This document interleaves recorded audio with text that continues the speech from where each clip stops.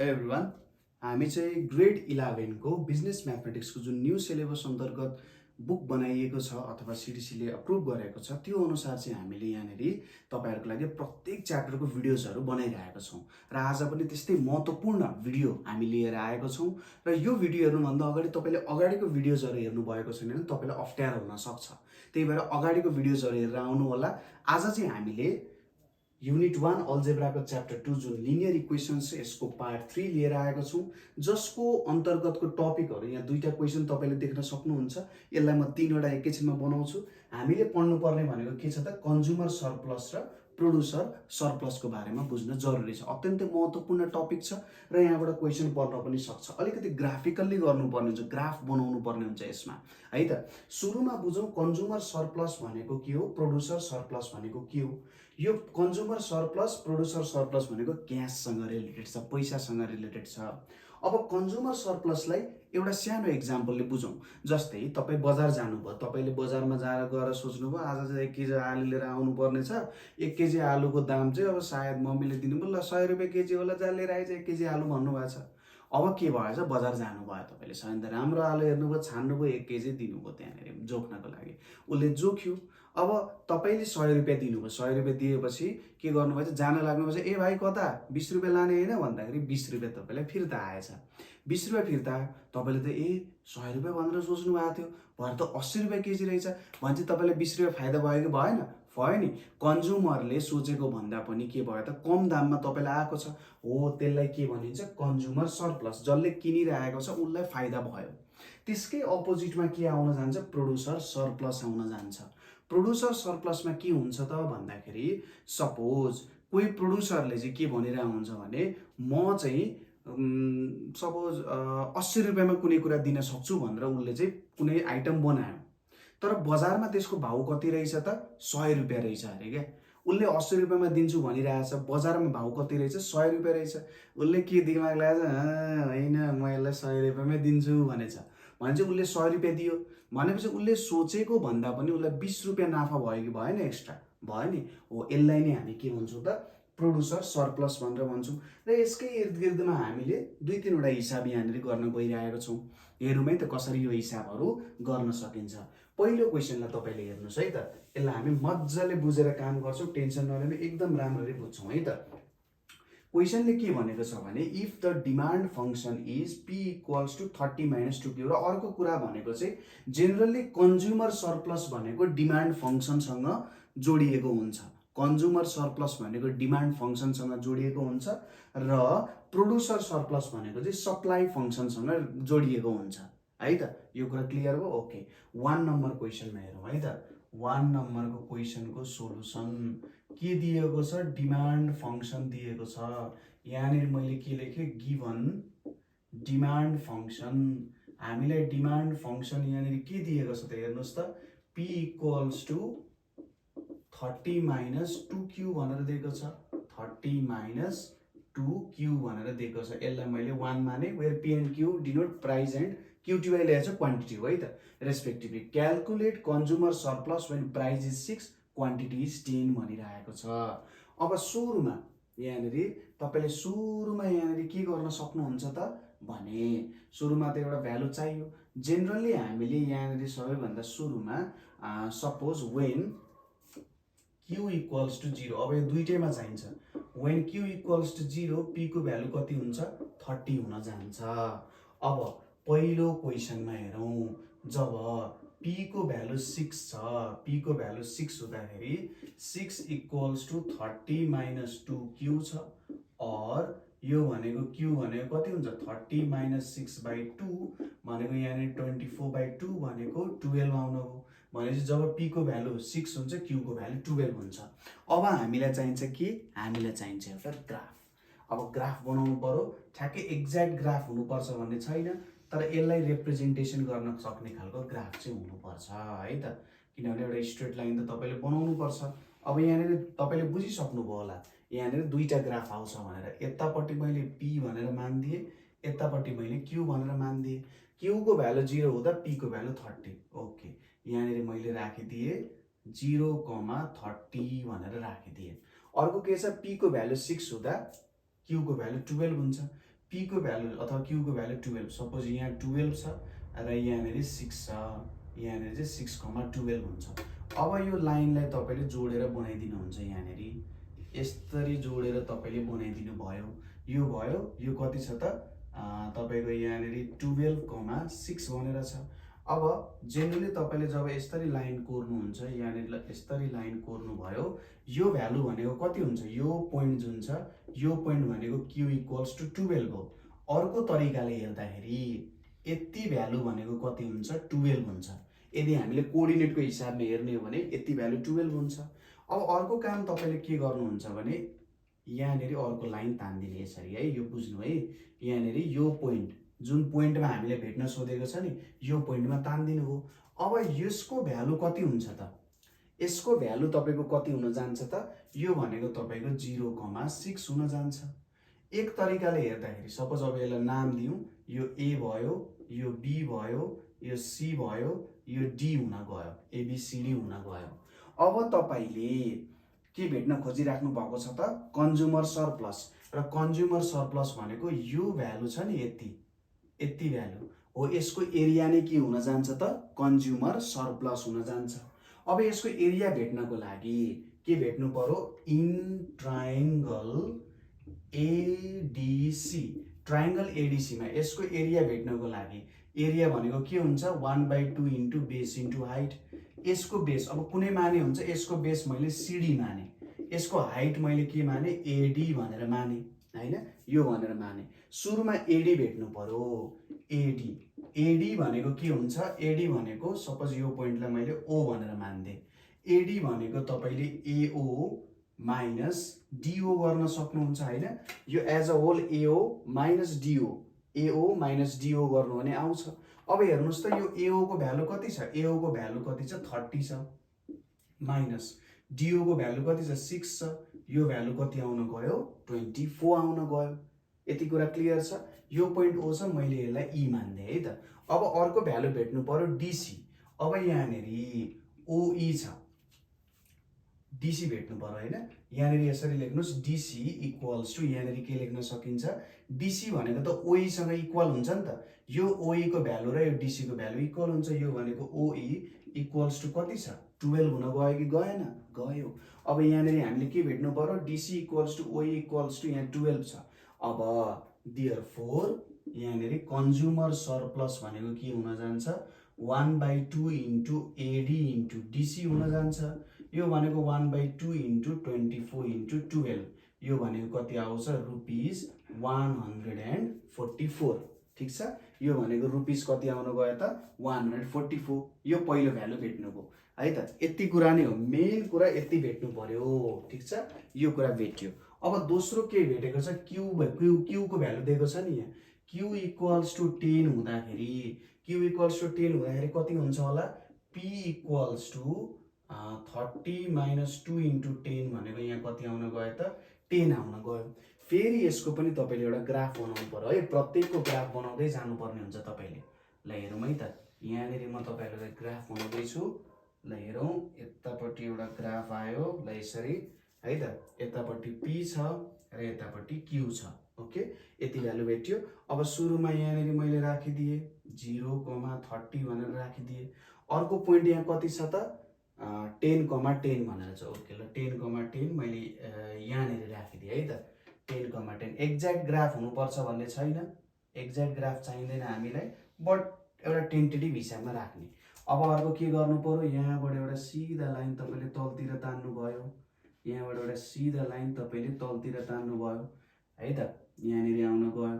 त्यसपछि यही पोइन्टबाट यतातिर, यही पोइन्टबाट यतातिर तपाईले तान्नु भयो है, तपाईले यहाँनिर एउटा लाइन यसरी तान्नु भयो। ओके, अब यसलाई मैले A भन्ने नाम दिए, यसलाई मैले B भन्ने नाम दिए, यसलाई C भन्ने नाम दिए, यसलाई D भन्ने नाम दिए र यो O भयो, यो चाहिँ E हुन गयो। अब यो B भन्ने कोअर्डिनेट कति छ त, 10,10 छ भनेपछि अगाडिकै जस्तो गरेर यति डिस्टेन्स भनेको कति हुन गयो, 10 हुन गयो र यो कोअर्डिनेट भनेको कति छ, 0,10 छ। अब यहाँनिर पनि एरिया भेट्नु पर्यो। अब इन ट्रायंगल ABE हेर्नुस्, इन ट्रायंगल एबिई यहाँनिर तपाईले सुरुमा एई को भ्यालु निकाल्नु पर्यो किनभने यो भ्यालु क्याल्कुलेट गर्नुपर्ने छ तपाईले। अब एई भनेको के हुन जान्छ, एई भनेको एओ माइनस इओ हुन्छ। एओ भनेको कति छ 30 माइनस इओ भनेको कति छ 10, यो भनेको कति आउन गयो 20 आउन गयो। अब अर्को भ्यालु कति छ त, इबी क्याल्कुलेट अथवा बिई क्याल्कुलेट गर्नु पर्यो। बिई भनेको कति हुन्छ, ओई सँग इक्वल हुन्छ, यो भनेको 10 आउन गयो। अब सिम्पली तपाईले के गर्न सक्नुहुन्छ, यहाँनिर कन्ज्युमर सरप्लस भनेको 1/2 इन्टु यहाँनिर एई इन्टु बिई गर्न सक्नुहुन्छ।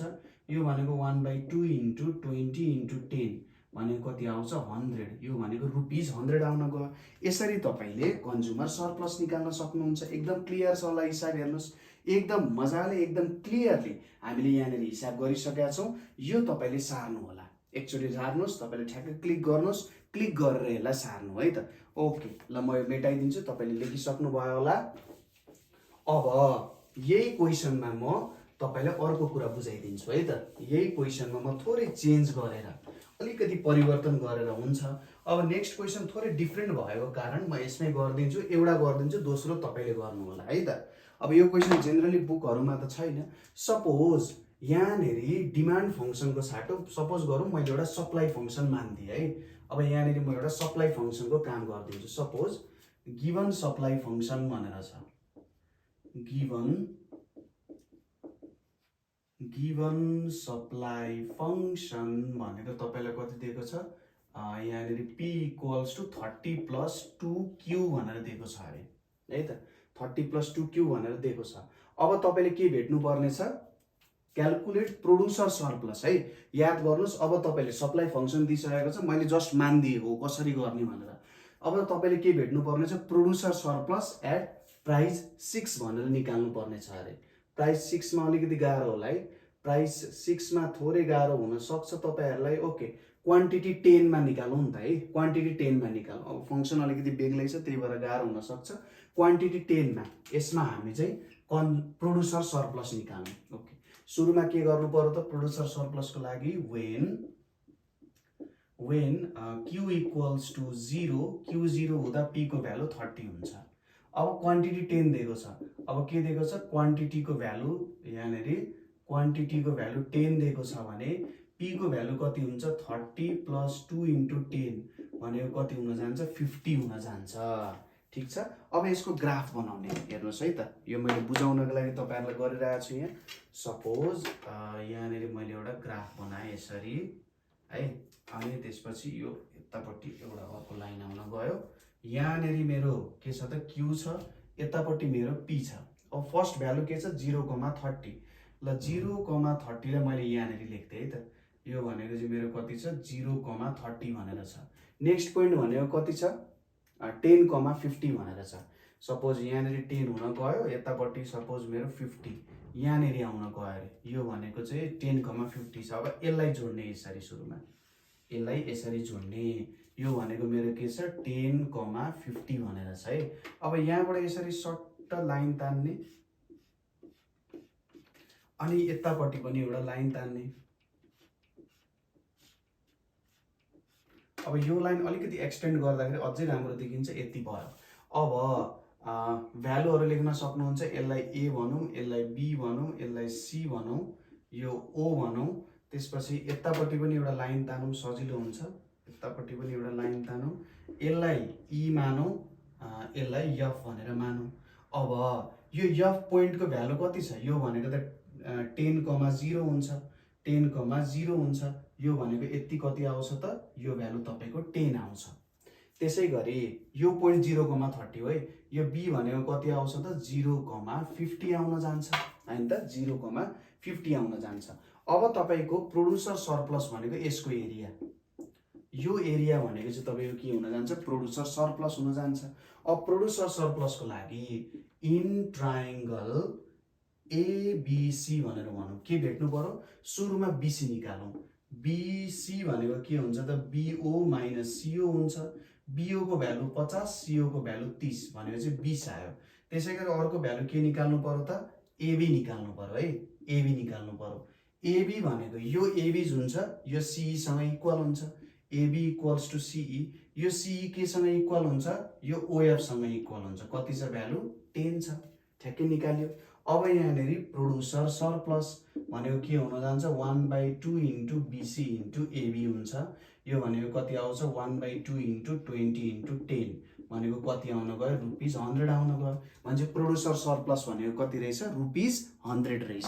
यसरी तपाईँले निकाल्न सक्नुहुन्छ। अब क्वेसन नम्बर 2 मा जानुस् है त। यो मैले जस्ट तपाईहरुलाई सप्लाई फंक्सनबाट कसरी प्रोड्युसर सरप्लस आउँछ भनेर मैले बुझाउने कोसिस मात्रै गरेको है त। ल यो क्वेसन चाहिँ छैन, त्यही पनि अब दोस्रो क्वेसन गर्न तपाईलाई सजिलो हुन्छ। यो तपाईले सारिहाल्नु होला, मैले मेटाइदिए है त।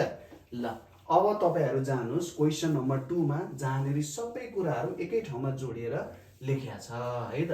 एकै ठाउँमा जोडेर यसलाई सोधिएको छ। अब दोस्रो क्वेसनले के भनेको छ भने डिमान्ड फंक्सन र सप्लाई फंक्सन दिएको छ।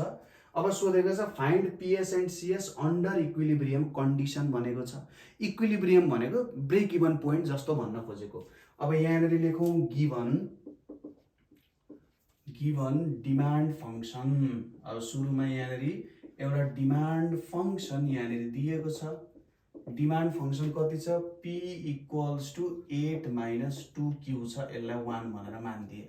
त्यसैगरी सप्लाई फंक्सन कति दिएको छ? सप्लाई फंक्सन भनेको कति दिएको छ? यहाँनेर p इक्वल्स टु 2q भनेर दिएको छ। यसलाई 2 भनेर मानौं। अब इक्विलिब्रियम कन्डिसनमा पीएस र सीएस भेट्नु पर्यो। अब यहाँनेर एट इक्विलिब्रियम कन्डिसन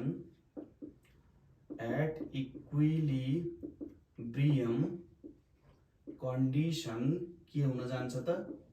यो दुईटा एक अर्कासँग इक्वल हुन्छ भन्न खोजेको। सपोज यो पीडी भएको भए पीएस भएको भए के हुन्थ्यो?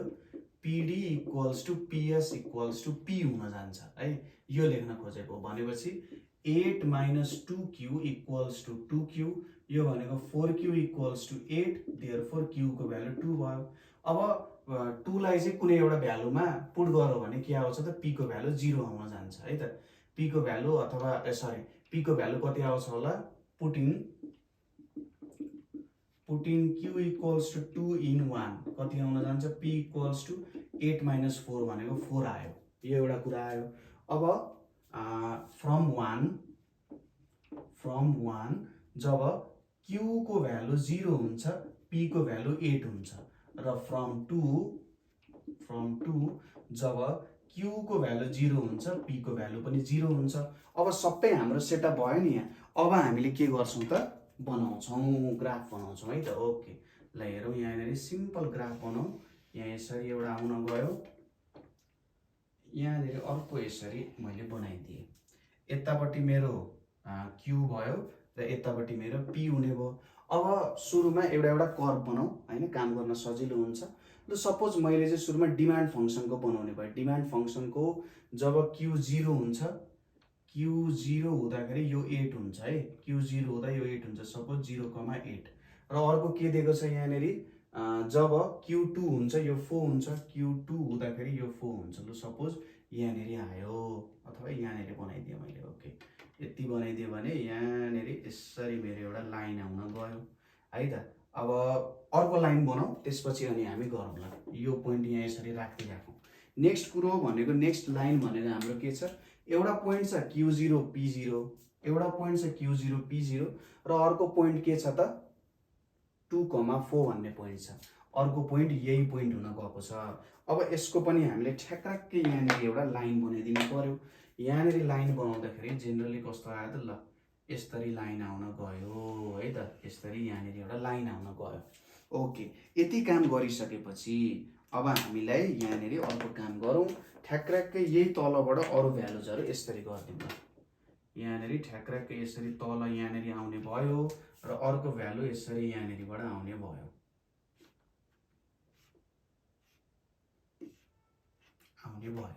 ओके, अब यहाँनेरबाट सिम्पली तपाईले के देख्न सक्नुहुन्छ? यहाँनेरबाट यो दुईटा कुराहरुबाट हेर्नुस् है त। यहाँनेर भ्यालुजहरु पनि लेख्दा हुन्छ। जस्तै यो भनेको कति हुन जान्छ? यो पोइन्टको भ्यालु है। यो पोइन्टको भ्यालु चाहिँ 2,4 हुन्छ। यो 2,4 भयो भने यो पोइन्ट भनेको कति हुन्छ? 0,4 हुन जान्छ।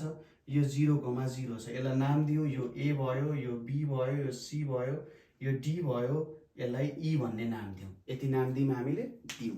अब नेक्स्ट कुरा, अब कुन कुन प्रोड्युसर कुन कुन कन्ज्युमर यो हेरौँ है त। यो भ्यालु जुन छ यो कन्ज्युमर सरप्लस हो, यो कन्ज्युमर सरप्लस हो र यहाँनिर जुन यो भ्यालु छ, यो भ्यालु जुन छ यो भ्यालु भनेको के हुन्छ त प्रोड्युसर सरप्लस हुन्छ। अब यो दुईटाको एरिया त निकाल्नु पर्ने होइन र। अब हेर्नुहोस् है त, यो भ्यालु भनेको तपाईँको 2,0 छ भने यति भ्यालु तपाईँको कति छ 2 छ। अब यहाँबाट सुरुमा निकालौँ, पहिलो कुरा भनेको कन्ज्युमर सरप्लस निकाल्नु पर्यो। कन्ज्युमर सरप्लस निकाल्दा कुन ट्रायङ्गल छ, इन ट्रायङ्गल एबिई, ट्रायङ्गल एबिईमा सुरुमा एई को भ्यालु निकालौँ। एई भनेको के हुन जान्छ, यो 0,0 लाई मैले ओ मानिदिएँ, एओ माइनस इओ, एओ भनेको 8 छ, 8 माइनस 4 भनेको यहाँनिर 4 आउने भयो। त्यसै गरी अर्को बिई निकाल्नु पर्यो। बिई भनेको यहाँनिर कति हुन जान्छ, BE equals to OD equals to 2 आयो भनेपछि कन्ज्युमर सरप्लस भनेको 1/2 इन्टु एई इन्टु बिई भनेको कति आयो, 1/2 इन्टु 2 इन्टु 4 भनेको ₹4 आउन गयो। यो हाम्रो कन्ज्युमर सरप्लस हो। त्यसै गरी दोस्रोमा मैले प्रोड्युसर सरप्लस निकाल्नु पर्यो। कुन चाहिँ ट्रायङ्गल छ, इन ट्रायङ्गल इबिओ है त, यो ओ पोइन्ट हो, इबिओ इन ट्रायङ्गल इबिओ, ट्रायङ्गल इबिओमा सुरुमा मैले इओ को भ्यालु निकाल्नु पर्यो। इओ को भ्यालु त दिएकै छ, इओ भनेको कति छ 4 छ। त्यसै गरी अर्को के निकाल्नु पर्यो, इबी निकाल्नु पर्यो। इबी भनेको कति छ, ओडी छ, यो भनेको कति आउन गयो 2 आउन गयो भनेपछि प्रोड्युसर सरप्लस भनेको कति आउँछ, 1/2 इन्टु इओ इन्टु इबी भनेर आउँछ। यो भनेको 1/2 इन्टु 4 इन्टु 2 इक्वल्स टु ₹4 आयो। अब फाइनली तपाईँले के लेख्न सक्नुहुन्छ भने देयरफोर कन्ज्युमर सरप्लस इज ₹4 र प्रोड्युसर सरप्लस भनेको नि कति छ, ₹4 नै तपाईँको आउन गएको छ। यसरी तपाईँले निकाल्न सक्नुहुन्छ है त। हामीले यसरी 3वटा क्वेसन गऱ्यौँ, एकदम सजिलो थियो नि होइन। तपाईँले ठ्याक्कै ग्राफमा पोइन्ट गर्नु पर्यो र भ्यालु निकाल्नु पर्यो, यति नै कुरा छ। ठिक छ, आजको लागि यति नै गऱ्यौँ। यो क्वेसन राम्रोसँगले प्र्याक्टिस गर्नु होला। कुनै पनि पोइन्टमा बुझ्नु भएन भने तपाईँले कमेन्ट सेक्सनमै सर मैले यो कुरा बुझिनँ कसरी गर्ने भनेर सोध्न सक्नुहुन्छ। साथसाथै हाम्रो नम्बर छ 9849595895 9849595895। त्यो नम्बरमा तपाईँले कल गर्न सक्नुहुन्छ। वाट्सएप, भाइबर, टेलिग्राममा मेसेज गरेर सर मैले यो कुरा बुझिनँ भन्न सक्नुहुन्छ। साथसाथै हाम्रो च्यानल नेपाल अनलाइन स्कुललाई तपाईँले सब्सक्राइब गर्नु होला। किन भन्दा यस्तो भिडियोजहरू आइरहेको हुन्छ, तपाईँलाई अपडेट पाइराख्नु पर्यो कि भिडियो आयो कि आएन, नयाँ भिडियो के आयो भनेर अपडेट पाउनु पर्यो नि हो। त्यसको लागि पनि तपाईँले सब्सक्राइब गर्नु र जति सक्दो धेरै साथीहरूलाई सेयर गर्नु होला, ताकि सबैले राम्रोसँगले बुझ्ने र राम्रोसँगले पढ्ने मौका पाओस् है त। ल आजको लागि यति नै। नेक्स्ट भिडियो हामी आउँछौँ नेसनल इन्कम डिटर्मिनेसन लिएर। आजको लागि यति नै। Thank you so much for watching. Bye by.